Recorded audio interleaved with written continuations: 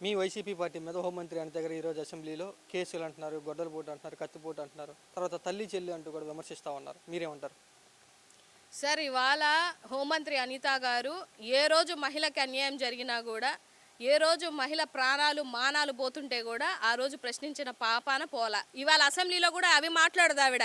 ఎంతకాడికి జగన్మోహన్ రెడ్డి గారు తల్లి చెల్లి అని పర్సనలైజ్గా మాట్లాడితే నేను కూడా పర్సనలైజ్డ్గా ఒక క్వశ్చన్ అడుగుతాను. మరి మీ భర్త మీద ఎస్సీ ఎస్టీ కేసు ఎందుకు ఫైల్ చేశారు? నీ భర్త పిల్లలు చూడడానికి వెళ్తే కిడ్నాప్ కేసు ఎందుకు ఫైల్ చేశారు ఆవిడ? అదే కాకుండా ఆవిడ నియోజకవర్గంలోని ఎంతమంది మీద కేసులు పెట్టిందో తెలుసా మీకు? అక్కడ ఉన్నటువంటి టోల్ గేట్ సీను ఒక అంగవైకల్యం ఉన్నటువంటి వ్యక్తి 70 లక్షలు ఇవ్వాలని చెక్ బౌన్సులు కేసులు వేశారు. ఇవన్నీ నీ పర్సనల్ కేసులే. నువ్వు అస్తమాన తల్లి చెల్లి అని మాట్లాడితే ఇక్కడ మనకింద ఉన్నటువంటి నలుపు కనిపించకుండా మనం ప్రతిసారి పర్సనలైజ్డ్గా మాట్లాడితే ఇక నుంచి కూడా ఇలాంటి కౌంటర్లే వస్తాయి.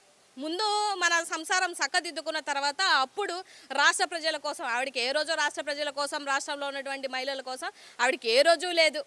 సో ఇవాళ మనం నీతి న్యాయం మాట్లాడాలి అని అంటే మన దగ్గర కూడా ఎంతో కొంత నీతి న్యాయం ఉండాలి.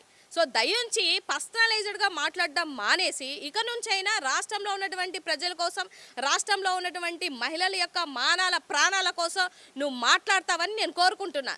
లేదు కాదు అని అంటే ఆ డమ్మీ హోంమంత్రి పదవికి రాజీనామా చెయ్యి. లేకపోతే నువ్వు రాజీనామా చేయలేదనుకో, ఇలాగ ఇంకెంతమంది ఆడబిడ్డల మానాలు ప్రాణాలు పోవాల్సిందో.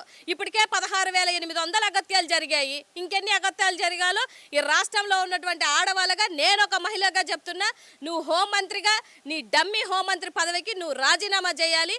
లేదంటే జరిగినటువంటి ఆడబిడ్డలకి న్యాయం చేయి.